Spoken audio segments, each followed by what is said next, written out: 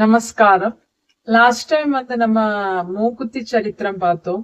So இந்த வாரம் வரலட்சுமி பூஜை வர்றதுனால பத்மாவதி ஸ்தோத்திரம் பார்க்கலாம் அப்படின்னு. Kindly support, share and watch.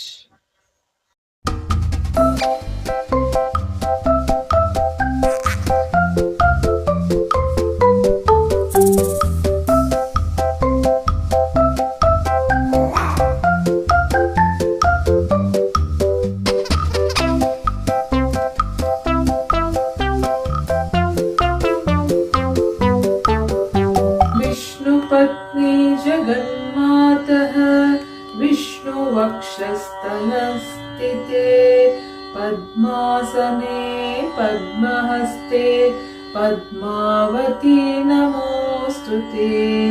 Venkatesha प्रिये पूज्ये क्षीराब्धितनये शुभे पद्मे रमे लोकमातः पद्मावती नमोऽस्तुते। कल्याणी कमले कान्ते कल्याणपुरनायिके कारुण्यकल्पलतिके पद्मावती नमोऽस्तुते। सहस्रदलपद्मस्ते कोटिचन्द्रनिभानने पद्मपत्र विशालाक्षी पद्मावती नमोऽस्तुते। सर्वज्ञे सर्ववरदे सर्वमङ्गलदायिनी सर्वसम्मानिते देवी पद्मावती नमोऽस्तुते। सर्वहृद्धारावासे सर्वपापभयापहे अष्टैश्वर्यप्रदे लक्ष्मी पद्मावती नमोऽस्तुते। देहि मे मोक्षसाम्राज्यं देहि त्वत्पाददर्शनम् अष्टैश्वर्यं च मे देहि पद्मावती नमोऽस्तुते।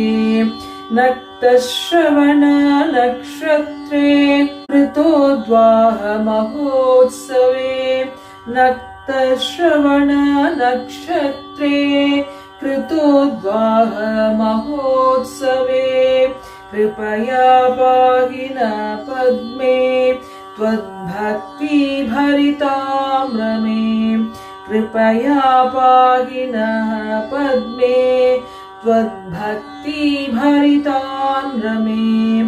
इन्दिरे हेमवर्णाभे त्वां वन्दे परमात्मिकां भवसागरमग्नां मां रक्ष रक्ष महेश्वरी।